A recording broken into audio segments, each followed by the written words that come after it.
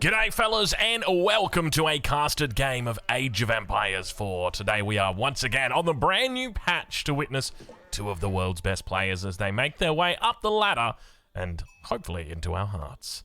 Spawning in the south of the map in the colour green playing as the Ayyubids. It's Louis MT. And in the north of the map in the colour orange playing as the Japanese. It's Core. Ladies and gentlemen, welcome to Hill and Dale. We're back here once again on the brand new patch to explore all the new additions that they've made. Now, there's not a whole bunch of changes to these two civilizations. I would say the biggest thing that is going to be changing between these two civilizations is going to be Siege. So whether we actually get to see Siege today or not, I got no idea. This is a game that is fresh off the press. So when it comes to observing games in Age of Empires 4, there's a couple different ways that you can do it. Just give me a second here, fellas. I'm just sitting back in my chair. I've got a new mic position, so I'm still trying to get used to it, still trying to get comfy with it. So yeah, there's sort of two ways you can find games when you're observing. So the first one is like you can go onto somebody's profile, and that will tell you the victor of the game, and that will tell you like, you know, the outcome and all the stuff that happened in it. And then the other way is you can just like right click on a person and just observe their game in your friends list, or like you can go to the observe tab. And you know, normally when I'm doing it, I'll do it the first way, and I'll try my best to, I've got like this special thing that protects my screen in all the places that like the game gets spoiled to make sure that I'm not going to get the game spoiled for me. But one of the good things about this is that it doesn't, you know, we're doing it the second way right now. So I've got absolutely no clue what's going to go on in this game. I've got no idea how long it's going to be. These two guys are just out here on the battlefield shooting guns and unloading muskets right as we're watching. And we never know when it's going to stop. We don't know when it's going to begin. We're just here for the ride, and I'm looking forward to it. Hopefully we get to see some Siege today, because I mean, I'm giving you this caveat right now because I don't know what we're going to see. This could literally just be Louis MT and Core sitting in the corner of their maps, walling up and just going Imperial Age, and Louis MT disconnecting. Like, that's literally what this could be. I got no idea. So anyway, I'll leave it there, and we'll... Oh, I hear a bell. I hear a bell ringer right there. Did you guys hear that? The bell ring. Oh man, I remember that used to be an insult. I don't know if it's still really an insult because you don't really hear people ring the bell too much anymore. But man, I used to love, you know, when you were playing Age of Empires 3, back when I was younger, I used to love playing Age of Empires 3. And whenever you'd hear someone ring the bell, you always knew that they probably were on the newer side of the game, just because it was so much more efficient to not ring the bell. When you rang the bell, every single villager stopped working immediately that was close to the town center. So like if you did a raid from up here with a couple of cavalry units and you started hitting a vill here and they hit the bell, it would grab their vills on gold and on stone and on the wood line over here. It would grab them from everywhere and bring them back to the town center. Oh gosh. You know, I remember when I was playing Age of Empires 3 and I was still kind of like new to the game and still learning, I worked out that if you attacked the villages of the enemy with your hero, which is kind of like your scout early on, it's like an explorer, you could make them garrison their vills. They would ring the bell. So all I would do is I'd put the AI up to expert, and then I would just run my explorer over to their base and just start attacking their villages until they got scared, and then they garrisoned inside the town center. And I was like, yeah, I worked out a mad strategy to beat the AI. The only trouble was that the hero did like 0.1 damage to these villages. They had a lot of health on them. Oh gosh. All right, we got age ups on the way through. It looks like it's going to be the eco wing coming through here with Louis MT going for the growth option, and on the side of Core, it's going to be the Kura storehouse that is coming up for him. So 4 minutes through, age ups are about to come in. Some pretty standard timings here. At this stage of the game, it doesn't look like any second town centers have been elected, though we do see that the Daimyo Manor has come through. Now, this is a very nice and cheap Daimyo Manor, only 225 stone, which is very, very nice for him. I'm about to come in any second here, but at the same time, on the other side as well, it's happening all over the shop. So, good timings right here. 417 coming through for Core, and of course, Louis MT, about, what, 425, somewhere in that region. So you should be familiar with both of these guys from the Outback Octagon. If you have watched any of the Octagon videos, you've probably seen one of these two guys before. I mean, there's, what, like probably a 50% chance that you've seen it if you've watched half of the Outback videos. I don't know how the numbers would work. It's probably a little bit lower than 50% because there's probably games that they played together. But anyway, you guys get the picture. These guys are these guys are good quality gamers, so we can expect some good stuff. And have a look at what we've got coming in from Core. I love this opening already. So he's going to be opening with a Bannerman, which is super duper fun. The Bannerman is great. It's like a pseudo knight. I shouldn't even say it's a pseudo knight. It is a knight, essentially. It's got amazing stats, really high base damage, you know, standard speed, same as a knight. So just such a great unit to open with. And I remember when I was playing the Japanese for the first time, I was playing with a guy by the name of Kanoki. Kanoki and I aren't as close as we used to be, but I can still say Kanoki's, I don't know if he watches my videos still, but I'll just say this much about Kanoki. You know those friends that you've got where if anything happened, you would, it's like your best friends, even though you don't talk to them, you could still pick up again tomorrow. Like, you could pick up the phone and call them, and you could just talk to them like it was the day before. And I've got a lot of friends like that in my life. You know, people that if they called me, I wouldn't hesitate at all to help them. And I've got people at the same time, if ever I was in any trouble, I know that they would help me out as well. Anyway, Kanoki's one of those guys. He's a guy that I can trust. And this was literally the build order that he came up with. He's like, Drongo, I think there's going to be a crazy strong build order for the Japanese, and I think this is going to be it. I think it's going to be the Uma Bannerman. Like, you open, it seems to make sense, right? Like, you go for the Daimyo Mena, you unlock the one Bannerman slot, and then that's it. Like, it's basically you've got a knight. And then, you know, we hadn't pieced together the rest of it. Like, was it a second town center that followed? Was it extra units? It turns out it was a fast castle. And yeah, the Japanese fast castle, of course, very, very strong. But have a look at this. Louis MT going with a couple of units early on, looking to deny out any presence of that Bannerman inside the base. Wants to make sure he keeps his villager lead. He does have a little bit of a lead at the moment. 2 vills up. 3 vills up. So he wants to make sure that he maintains that villager lead. Meanwhile, back at home for Core, what's the plan for him? Well, the outpost has come up, so naturally you can think it's going to be a castle age play. That's normally what we see, but hold your horses, ladies and gentlemen, because the Bannerman might be in a little bit of trouble here as he dives in. Curious decision to dive in. Normally, I would have just sat him inside the outpost and used him as an extra shot in this situation, especially knowing that the battering ram would be coming in soon. But I guess that's not the case. Now, when it comes for secondary golds here, Core doesn't really have a lot of options. Like, most of these golds, normally like you're playing Arabia, sometimes you get a gold in the back of your base, sometimes you get your secondary gold in the back, or tertiary gold that's up the back. Here, there's not a lot of options, right? Like, Core can move outside of his base, and that's the only place that he can really gather gold. So it's not very safe for him to show his face outside those edges. He's going to drop down. This is a smart move, and this kind of explains why he got rid of the Bannerman the first time. It was just so he can make another Bannerman. It was low health, and so he wants a Bannerman that's going to be full health so he can defend with it. That's a pretty smart move, right? Because he's capped on Bannerman. So, you know, already within a minute, we've been able to identify why he made the decision to just give up his low HP Bannerman. Makes perfect sense. All right, well, he's on 430 gold at the moment. Looks like the Vills are going to come out to siege, but he's going to have to fall back away. Camel, Archer, or Desert Raider numbers is pretty decent here. Now, keep in mind, he doesn't have the fortification on this outpost, so that it is going to get absolutely rolled over the top of here. And if he loses this outpost, it's not so much that he loses Vills here, because he might lose another villager. One gets picked off. Second one almost gets taken out. That's not really the problem. The problem right now is the gold, because Core wants to get to the Castle Age. Once he gets to Castle Age, he's going to be able to defend. He's going to be able to pick up relics. He can throw his Yoroshiros into his forges, and he can generate gold that way. But until then, it becomes very difficult for him to do that. So it's kind of surprising to me that, like, when I saw the ram down here, immediately I knew what was coming, right? Like, he's going to come for my gold. So I'm kind of surprised to not see Core sneak out 2 or 3 vills and just go for something on the edge of the map here, because we see from his perspective right now, he does know about this gold. I probably wouldn't go this gold. This gold seems a little bit too... it feels very, very close to come and get, whereas this one, obviously, it's still dangerous. But you come out here, throw an outpost down, and perhaps you can keep those vills alive for a little bit longer. Of course, if the battering ram turns its attention, it's going to be tough, but Core decides, you know what? I think I'm just going to have to abandon my idea to go for that Castle Age and instead look to play a little bit more feudal.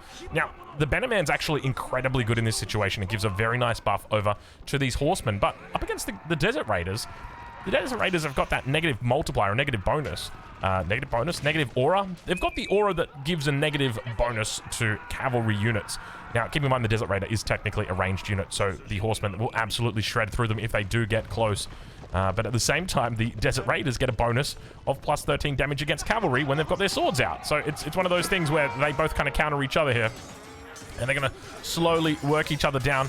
Now, one thing I don't actually know, do the horsemen do double damage against the Desert Raider when they're in their melee mode? You would think that they probably do, because it's light ranged and melee cavalry, and that's probably not, you know, it's something that's not that flexible, I would suspect. I suspect it's probably like, that is just their designation, and they would always get countered. But we'll have to pay attention to it. I'm sure if we had a look here, my suspicions are like 99% that it would always do that bonus damage. So at the moment, they're doing 11 damage with +9 versus range. So, well, hold on. It says 12 spear damage, 9 range. Why does it say that? That was a bit strange. Horseman. Anyway, so you would think that they would do counter damage. But anyway, look, I'm not going to focus on it too much. Just something to keep in mind for your games. Vil's getting surrounded, nice little surrounds here. Now keep in mind, this Banner Man's pretty tanky, but the Vils are doing a decent job to keep it down. He's going to try and focus down one villager, but look at the micro from Louis MT. He ain't no slouch when it comes to the micro. And the age up is about to come through. Have a look at this. He's already got Culture Wing advancement through with plenty of resources in the bank. Meanwhile, on the other side, the floating gate's coming up. Is he just going straight to Imperial? I mean, he could do it if he wanted to. I don't think he will, but he could. Is he going to do it, though? He could, but is he? Nah, he won't. He wouldn't.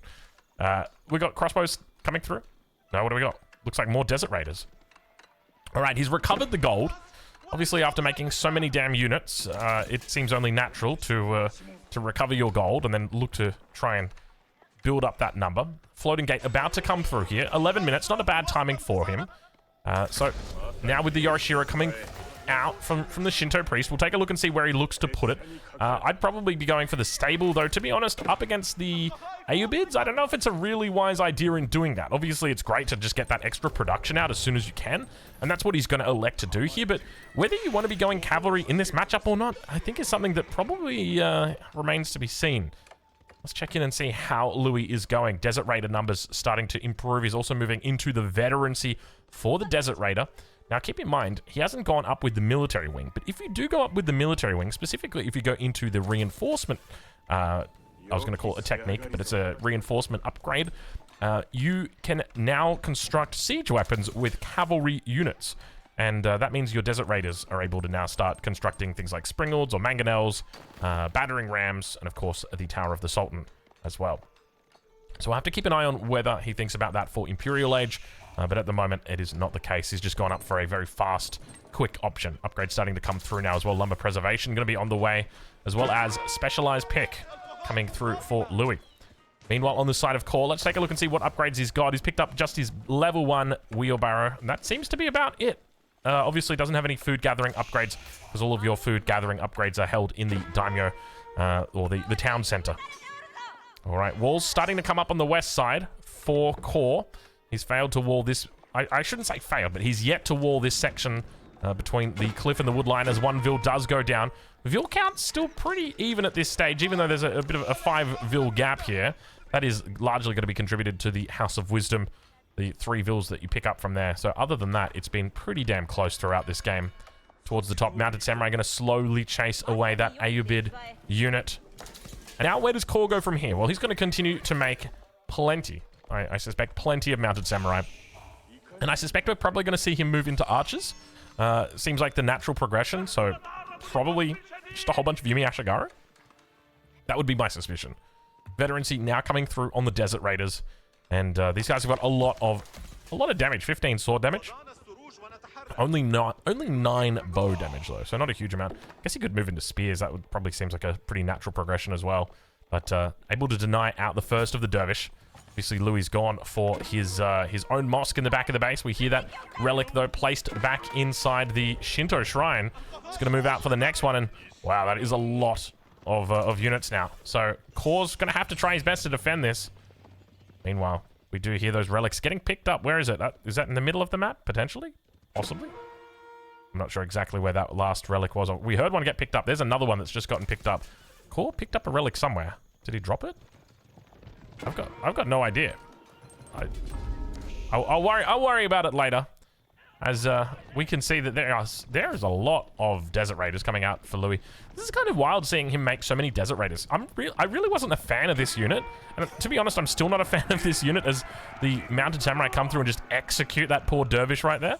But yeah, I'm still not really a fan of this unit. I guess every single time I've seen it, it just felt so underwhelming. Like, okay, it's one of those versatile units that can, you know, it can be 2 things at the same time. But I feel like it's the kind of like jack of all trades, master of none.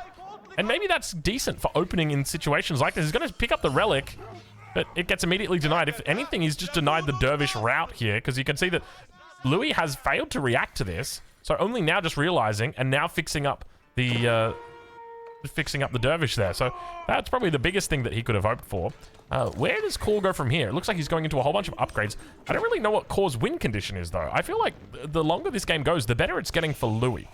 It feels like he's just got a lot more presence on the battlefield at the moment, and maybe that's just because of the larger Desert Raider numbers, but it doesn't feel like there's a real counter to what Louis is doing at the moment, or at least not a counter that Core has got, or at least sees. He's moving into Horsemen, though. Perhaps that is the play. Horsemen obviously get countered by the Desert Raider. They do have that plus 15, or that double damage against them, but Horsemen obviously going to get the counter on the other side as well. Walls coming up to the outside of the base. He's got to be really careful, okay? With the Desert Raiders, you got to keep in mind, they've got 1.62 base movement speed, so the same as a knight. This is something that could easily get caught and surrounded here. This is so dangerous to do for Core, and I appreciate he wants to come in and he wants to try and make, you know, a mess of the enemy base. He wants to try and take out these vills, but I would be so fearful right now that I was going to call them Mountain Samurai, these Desert Raiders could almost got the block off. Almost gets the block off. Comes in and executes his own sheep. And now going to be losing out the vills. That's going to be one vill that gets taken out. 2, 3 vills that get taken. 4 vills that get taken out. That was a long shot. And now the siege starts. Meanwhile, to the south of the map, he's going to make his way through. Another wall going to be coming up, and the dervish managing to make its way behind. Now, oh, this is really bad positioning and bad timing. Oh, this could be terrible. He's going to put a defensive Wallalol in just to try and stop it. Meanwhile, we do have an evacuation that's come out. He's pulled all the vills back in, so he's keeping himself nice and safe. Speaking of vills nice and safe, it looks like they managed to make the wall complete in time. He's going to lose a couple out the front. One part of the wall is still technically open here, but he's bought himself enough time and enough space. Meanwhile, back towards the base, Core on the defense. A lot of ranged, or a lot of cavalry units coming out in this game. Huge Desert Raider army. I love the fact that he's actually mixing it up a little bit. He's got range ones at the back and then the melee ones towards the front. Spring emplacement going to help out here as well on the defensive. Underneath the town center, it's going to be tough. The town center obviously going to be just pumping out damage onto the units below, but you can see how overwhelming his position is here. And I tell you what, the Desert Raider is starting to move up a couple rungs of the ladder in my mind after watching that. It was just an absolute destruction. Looked like he picked up 80. You know, you can't ruin the punchline of the joke, Drongo. It just, you can ruin the lines before it, but you can't ruin the punchline. If you ruin the punchline, it's just, you know, just don't even bother finishing it. It hurts. You know when you're telling a joke and it's so funny and like you know what the joke is going to be and you just can't stop yourself from ruining it? Well, not ruining it, but like laughing. I love when that happens, man. Like oh my gosh. I can't even think of a joke that's so funny that has happened. Like I know it's happened to me in the past, but I can't think of what it was right now. I suspect it probably wasn't because the joke was so funny. It was probably more just like circumstantial. You know, maybe the circumstances were just so silly at the time, and maybe that's why it happened. Anyway, we'll analyze and dissect that one a little bit later. At this stage of the game, though, everything looks pretty even here. Like, obviously, Core's getting chased around, but military-wise, it's 14 versus 13 military. When it comes to relics, Louis got a pretty good advantage. 4 against 1, so there's a 3 difference of that. But obviously, on the side of Core, he's got the Yorishiro, which are always going to be helping him out ever so slightly, bringing that gold income in. He's got 1 in the forge at the moment, 1 in the archery range, and 1 in the stable. I don't know where the 4th one is. Looks like it probably hasn't been produced just yet. Might be coming out shortly. Meanwhile, in the middle of the map, I'm loving these walls from Louis MT, by the way. Instead of walling off the front, he walls off the sides. He says you can still come in. It's just I want you funneled through this central location, please. Otherwise, he's got walls that are getting re-walled across the map. Sacred site. Not going to get neutralized today, he says, as he tries his best to defend it. Unfortunately, outnumbered, and naturally will lose these horsemen.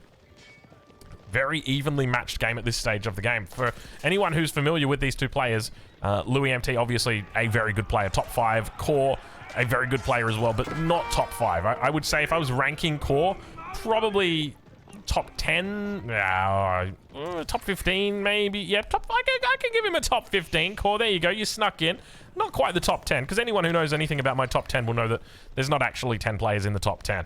So by ranking Core in the top 15, we're actually ranking him like outside the top 20, but it's a nice way of saying that. Core's not listening. Core's too busy. He's streaming at the moment, actually, and I'm going to leave a link to his stream. So if you want to go check him out, go check him out. For anyone who doesn't know, Core and I have a lovely relationship. I feel like Core's got that relationship with most people in the community, where oh gosh, he's a funny guy. He's a bit of a joker, that guy. All right, well, have a look at this. What's Louis MT's plans here? Why was he just running out over towards this east side? Might get caught off guard here. We can see the Springlet emplacement will come through on the outpost, and Core's just gonna siege it. Core, what are you sieging the outpost for? Is he just looking to try and isolate this gold vein? He knows roughly where the enemy army is, so he says, I've got time. I don't think he got that much time though, Core. Let's have a look and see. Ville's gonna jump out the back. He's gonna try for a quick repair. Takes a little bit of damage on the Vills, but the camels are in time. Desert Raiders now making their way through. He wants to make sure that he avoids losing these Vills, but he's gonna bring them down to the gate. Hopefully they should manage to survive. It's a couple of bits of damage come through, and all of them survive. Every single one of them survived. And now Core is in a tough spot because he is caught between a rock and a hard place, and Louis is looking extra hard right now as these Desert Raiders slowly overwhelm the army of Core. And we still haven't seen a single... Where are they, man? Show me the... Can I see the siege? Where's the siege at, guys? I was promised siege. I mean, I wasn't really promised siege. I was promised a good time. But just because you promised a good time, it doesn't always mean there's going to be siege.